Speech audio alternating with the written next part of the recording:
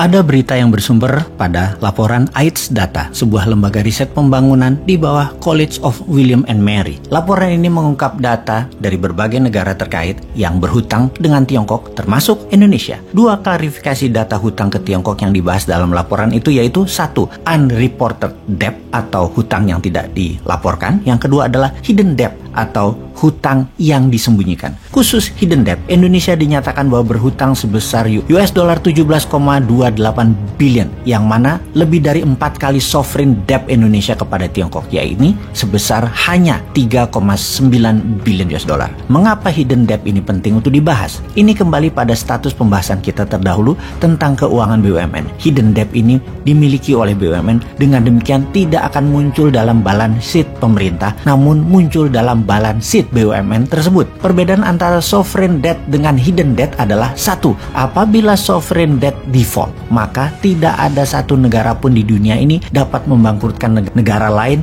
karena sovereign debt ini. Biasanya menyelesaikannya dilakukan dengan revolving hutang dengan tenor dan bunga yang baru, atau diselesaikannya oleh IMF dan World Bank. Lain halnya dengan hidden debt. Jika default, maka satu, pertama, ditawarkan kepada pemegang saham mayoritas BUMN, yaitu pemerintah, untuk membayar debt ini. Dan dua, jika tidak tersedia maka aset diambil, dan jika tidak cukup maka aset-aset pemerintah lainnya ikut disita. Ingat, ini bedanya ya. Inilah bahaya hidden debt. Garuda, PLN itu berpotensi hilang aset atau diakuisisi asing. Memang pejabat BUMN membantah bahwa hutang-hutang ini tidak dipublikasikan secara transparan kepada publik dengan merujuk pada laporan Bank Indonesia. Tetapi maksud hidden debt dalam penelitian ini lebih kepada tidak dimuatnya hidden debt ini di balance sheet pemerintah. Karena tetap saja pemerintah berpendapat bahwa penyertaan modal pemerintah dalam BUMN itu bukan fiskal. Ini aneh sekali. Ya, tapi namanya juga lagi berkuasa.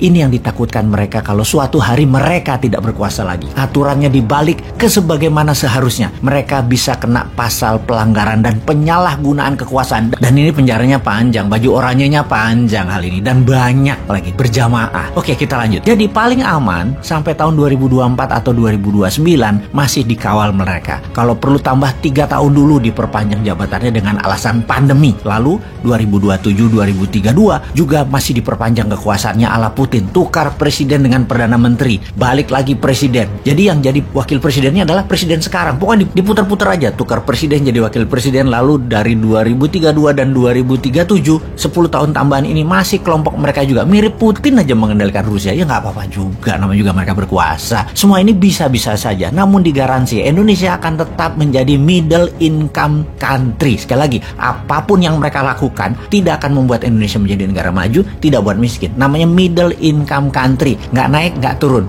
Ya udah, kalau rakyat emang senang begitu, pilih aja mereka lagi. Tapi kalau mau maju menjadi superpower, pilih New Mind. Sekali lagi, Indonesia dibuat tidak kaya dan dibuat tidak miskin, tetapi pejabat dan oligarkinya kaya raya melintir-melintir. Baiklah, kita kembali ke topik hutang disembunyikan dari APBN. Pada prinsipnya, ekonom barat tetap berpendapat hutang Tiongkok yang tidak dipublis atau hidden debt digolongkan kepada fiskal dengan istilah kuasi fiskal. Kuasi fiskal ini saat ini menjadi pertanyaan. Yang nanggung negara kok dibilang tidak ditanggung sih? Oh, kalau diangkat atau dimasukkan APBN menjadi hutang negara, maka akan tercatat hutang negara dari PDB bisa membuat pemerintah saat ini di-impeach dan bisa dicopot di tengah jalan karena melebihi batas hutang. Wih, jangan sampai terjadi begitu deh. Oke deh, kita sambung untuk menyaksikan video lain lagi yang bisa menjadi pelajaran buat Anda semua. Terima kasih sahabat.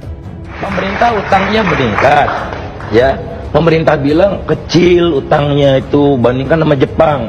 Jepang itu utangnya 215% dari PDB, Indonesia cuma 29%. Tapi jangan lupa Jepang juga ngasih pinjam ke Amerika, jadi dia debitur dan kreditur.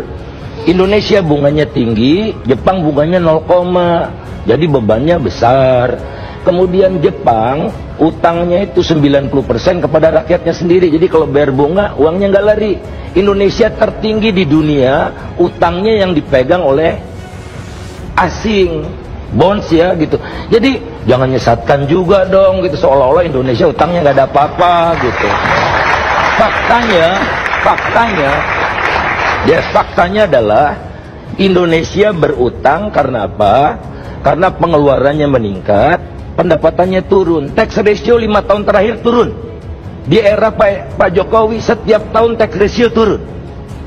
sehingga penerimaannya naik, pengeluarannya turun. Nah, akibatnya utang tambah banyak. Nah, utang tambah banyak itu saya ingin katakan alokasinya lebih banyak untuk material, kedua bayar bunga, ketiga baru capex. Disitulah infrastruktur. Ikuti Bosman Tour 2023 Solo, Malang, Tangerang, Road to Billionaire. Selamat bergabung.